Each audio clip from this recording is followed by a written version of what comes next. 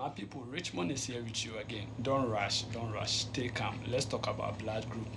You will say, blood group. I know you know how to test for blood group.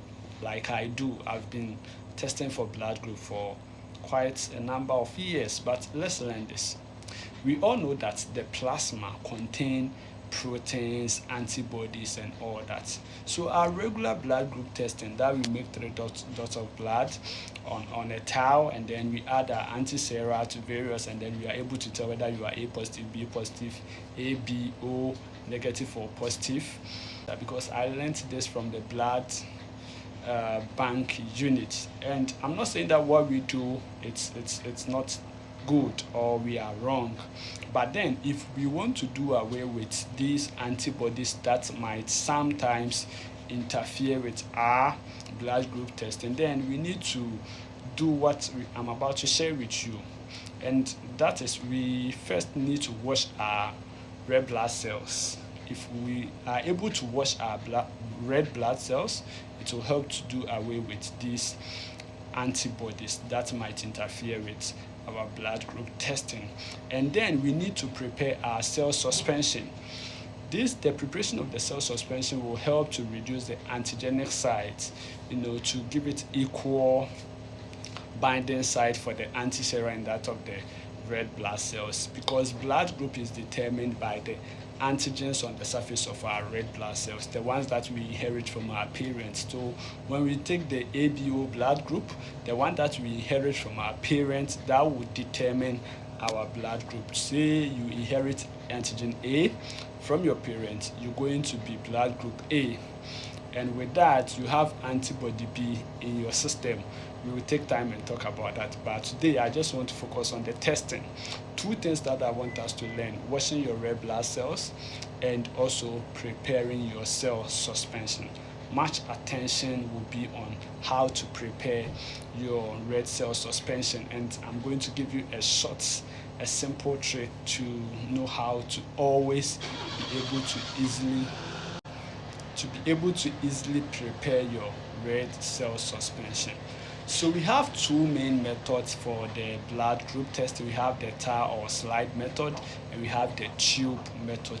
Each of these methods has its own suspension that is required. So we use the 5% cell suspension for the tube and then 20% cell suspension for the towel. So how do you prepare the 5% cell suspension? Pay attention to this part for me. So if you want to prepare 5% cell suspension, this is how the calculation is done, simply done. So 5, what number is it that when you multiply to 5 you get 100, and that will be 20. So if you want to prepare 5% cell suspension, you look for a number that when you multiply to 5 you get 100, and you focus on that number. So any cell suspension that you want to prepare, you look for a number. When you multiply to that number that you want to prepare, it will give you 100. So let's say we are preparing 5 for the tube, 5% for the tube. What number is it that when you multiply to 5 you get 100? And that will be 20. Now you focus on the 20 and you pick one part of the 20 to be blood and the rest to be normal saline, to be able to prepare your 5% cell suspension. So 20, you pick one part and the 19 part of normal saline. So 1:19. So if you pick 50 microliter of blood to be your one part, you multiply 50 by 19, which will be like 950 microliter of blood of normal saline to prepare your 5% cell suspension. I don't know if this is clear. Let me use the 20% cell suspension as an example. We want to prepare 20% cell suspension for the towel method. Now we look for a number that when we multiply to 20, it will give us 100, and that will be 5. So we focus on the 5 and we pick one part of the 5 to be the blood and the rest to be normal saline. So we pick one part of the 5, which is 1, and then 4 parts of the normal saline. Together we will get 5, and then when you multiply the 5 by 20 you get 100.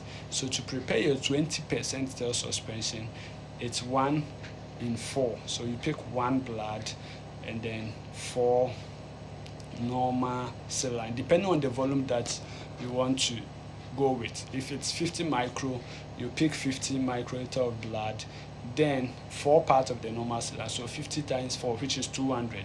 So 200 microliter of normal saline, then you mix them and then you get your 20% cell suspension for the towel method. So this is how you'll be able to prepare any cell suspension that you want to prepare for whatever test.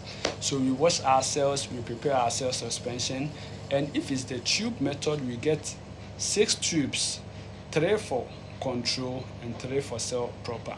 So we label our tubes A cell, B cell, D cell, and then we pipette into each tubes. We add our drops of anti-sera to them, and then we centrifuge for some minutes and we observe for agglutination. If it's not too clear for you, you can just pipette and then put on microscopic slide and observe under the microscope to see if you can see clamping of cells, which indicates an agglutination. So this is how you can do away with other antibodies that might interfere with your blood grouping, and also reduce the antigenic sites by preparing your cell suspension. Much focused, or the gist that I wanted to give you is to how to wash your red blood cells, and then how to easily prepare your red cell suspension. If you want me to add up something, comment. And if you also want to add up, subtract, suggest, whatever that you want to say, if I did something wrong in there, correct me in the comment section. Let's learn. But then, laboratory professionals, you can't take us out of healthcare. Chopoku here, I'm out.